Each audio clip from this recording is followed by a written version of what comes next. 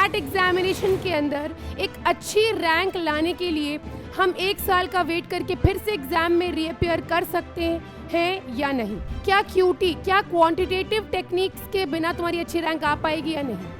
जब आपको लगता है कि there is a scope of improvement, कि आप खुद से अच्छी रैंक ला पाओ, या आपने लास्ट अटेम्प्ट में जितनी तैयारी करी वही उतना ही, खाली आपकी बैंडविड्थ, आपका थ्रेशोल्ड खाली उतना ही था। हेलो क्लैट एस्पिरेंट्स, क्या हाल चाल है आप लोगों के? आई होप आपकी तैयारी और आपकी पढ़ाई बहुत ही अच्छी चल रही होगी। मैं हूं आपकी लॉम मीटर इसरा खान और आप सभी का स्वागत करती हूं इस अमेजिंग प्लेटफॉर्म पे। तो आज के इस वीडियो में हम उन सारे स्टूडेंट्स के कंसर्न्स को एड्रेस करने वाले हैं जो ड्रॉपर्स हैं या जिन्होंने क्लैट एग्जामिनेशन के लिए ड्रॉप लिया हुआ है। तो बहुत सारे कंसर्न्स हैं, बहुत सारी क्वेरीज उन स्टूडेंट्स की आती हैं कि मैम क्या हमें रीअपियर करना चाहिए? क्या क्लैट एग्जामिनेशन के अंदर एक अच्छी रैंक लाने के लिए हम 1 साल का वेट करके फिर से एग्जाम में रीअपियर कर सकते हैं या नहीं? तो यही स्टूडेंट्स का मेजर कंसर्न होता है कि क्या क्लैट एग्जाम में हम अपीयर फिर से कर सकते हैं। तो स्टूडेंट्स, यहाँ पे मैं आप लोगों से जो आपका प्रीवियस अटेम्प्ट रहा है उसके अकॉर्डिंग अपने आप को एनालाइज करने की रिक्वेस्ट करूँ। यानी कि लास्ट ईयर अगर आपने क्लैट एग्जामिनेशन दिया हुआ, उसमें आपके कितने मार्क्स आए, आपके नेगेटिव मार्किंग कितनी हुई, आपने कितना अच्छा स्कोर किया था, आपकी क्या रैंक थी। अगर आपकी रैंक, मैं यहाँ पे कोट नहीं करूँगी कि भाई तुम्हारी 900 हो, तुम्हारी 800 हो, तुम्हारी 1000 रैंक हो, हम उसको कोट नहीं करने वाले, लेकिन क्या स्कोप ऑफ इम्प्रूवमेंट है? 1 साल में अभी हमारे पास 8-9 महीने बच रहे हैं, 7-8 महीने बच रहे हैं। तो इस टाइम पीरियड में क्या आप अपनी उस रैंक को बेटर कर पाओगे? तो प्रीवियस अटेम्प्ट में आपकी क्या क्या गलतियाँ रहीं? जैसे मैंने एक स्टूडेंट से बात करी थी, उसका कहना ये था कि मैम मैं क्वांटिटेटिव टेक्निक्स का अटेम्प्ट ही नहीं कर पाया सेक्शन, यानी कि मैथ्स वाला पोर्शन मैंने अटेम्प्ट ही नहीं किया, और मैंने तैयारी भी कुछ इस तरीके से करी हुई थी कि मैथ्स के बिना ही, क्योंकि वो कमज़ोर था मैथ्स में, कि मैथ्स के बिना ही मेरी अच्छी रैंक आ जाए। तो स्टूडेंट्स, अभी इसी वक्त अपने आप से ये सवाल पूछो, क्या क्यूटी, क्या क्वांटिटेटिव टेक्निक्स के बिना तुम्हारी अच्छी रैंक आ पाएगी या नहीं? या फॉर दैट मैटर कोई भी सेक्शनल उठा के देख लो, क्या किसी सेक्शनल को छोड़ के आप इस एग्जाम को क्रैक कर पाओगे या नहीं? तो आपको अपने प्रीवियस अटेम्प्ट को एनालाइज करना है और आपको इस सवाल का जवाब मिल जाएगा। आपको तभी अपीयर करना है जब आपको लगता है कि there is a scope of improvement. अगर आप अपनी रैंक में ऊपर आ सकते हो तो आप फिर से ज़रूर अपीयर कर सकते हैं। दूसरा जो मेजर क्वेश्चन होता है, और यहाँ पे बच्चों का ये क्वेश्चन रहता है कि मैम हम किस चीज़ में मेहनत करें, किस चीज़ में मेहनत करके हम ज़्यादा अच्छी रैंक ला पाएंगे। भाई साहब, आपको अपना खुद का पोटेंशियल देखना है। पोटेंशियल मतलब क्या है?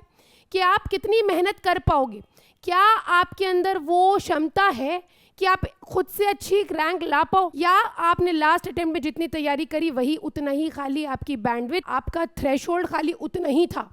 इस साल आप उतनी मेहनत नहीं कर पाओगे, डिस्ट्रैक्शंस हैं। एक अच्छा कॉलेज मिल गया था मैम, एक ठीक ठाक रैंक मिल गई थी, तो फिर मैं कहूँगी कि भाई क्यों तुम अपीयर करोगे? क्या ज़रूरत है तुम्हें अपीयर करने की?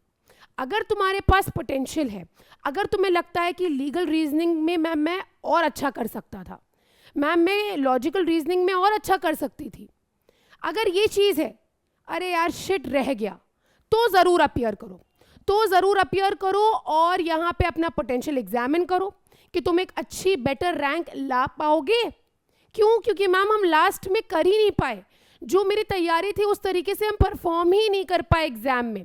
तब तो मैं कहूँगी बेटा, तब मैं मना नहीं करूँगी आपको, लेकिन आपको लगता है कि मैम लास्ट अटेम्प्ट जो था वो मेरा बेस्ट अटेम्प्ट था और उसके बाद एक अच्छी रैंक सिक्योर नहीं करी, तो मैं कहूँगी बेटा जो कॉलेज मिल रहा है या जो कॉलेज तुम देख रहे हो वहाँ पे तुम अपना एडमिशन ले लो। फिर मैं नहीं कहूँगी तुम्हें कि तुम अपीयर करो। I hope you are getting my point. तीसरा जो बच्चों का मेजर कंसर्न रहता है कि मैम ये जो ड्रॉप है, जो मैं 1 साल का ड्रॉप ले रहा हूँ या ले रही हूँ, इसका मेरी इस फ्यूचर पे, मेरी ज़िंदगी पे क्या असर पड़ेगा? तो बेटा ये जो तुम 1 साल का ड्रॉप ले रहे हो ना, 10 साल 15 साल के बाद तुम्हें एहसास ही नहीं होगा। अपनी लाइफ में कहीं अच्छी पोजीशन में बैठे होगे ना, तो तुम्हें एहसास ही नहीं होगा कि ये तुम्हारे 12 महीने 11 महीने 1 साल 13 महीने कहाँ गए। You will not even realise it. तो कुछ सालों के बाद ये ड्रॉप जो है काउंट ही नहीं करेगा। और सबसे अच्छी चीज़ ये होती है, जैसे एक छोटा सा शॉपिंग का एग्जाम्पल ले, आप कोई बड़ी चीज़ लेने जाते हो और छोटी से छोटी चीज़ मोबाइल फ़ोन लेने जाते हो, तो आप क्या करते हो? हर एक मोबाइल फ़ोन को देखते हो, उसको एग्जामिन करते हो, उसके रेट्स को मैच करते हो कि भाई तुम कितना ले रहे हो, उससे इतने ही अमाउंट पे कौन सा अच्छा फ़ोन मिल रहा है। या फॉर दैट मैटर जीन्स का एग्जाम्पल ले लो, शूज़ का एग्जाम्पल ले लो, एटलीस्ट तुम सारी मार्केट देखते हो। क्यों देखते हो? कि बाद में पछतावा ना हो, यू वोंट रिग्रेट।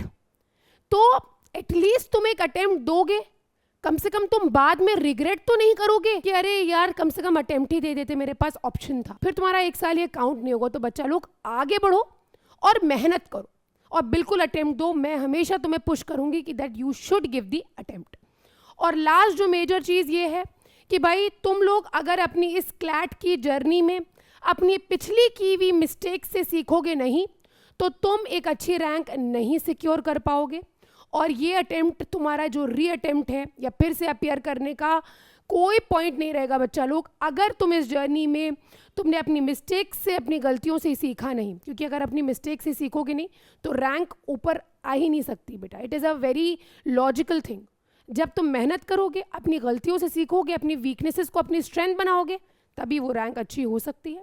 और आई होप जितने भी ड्रॉपर्स हैं, जिन्होंने एक साल का ड्रॉप लिया हुआ है या गैप लिया हुआ है, या फॉर दैट मैटर तुम सेकेंड ड्रॉप भी क्यों ना हो, तो क्या दिक्कत है? मेहनत करो, आगे बढ़ो, करके दिखाओ ना, वो रैंक ला के दिखाओ ना। ये तुम्हारे ऊपर है, हम तुम्हें गाइड करेंगे, तुम्हें परफॉर्म करना है, मार्क्स लाने हैं, रैंक लानी। This is your duty. We are doing our duty, you have to do your duty. और इसी नोट पे बच्चा लोग हम आज का सेशन एंड करते हैं, बट इसी उम्मीद के साथ कि आप जो हो इस चीज़ पे मेहनत करोगे और इस चीज़ का अमल करोगे। See you in the next one. तब तक के लिए पढ़ाई करिए, रिविजन करिए, प्रॉपर स्ट्रैटेजी बनाइए। Take care and good bye.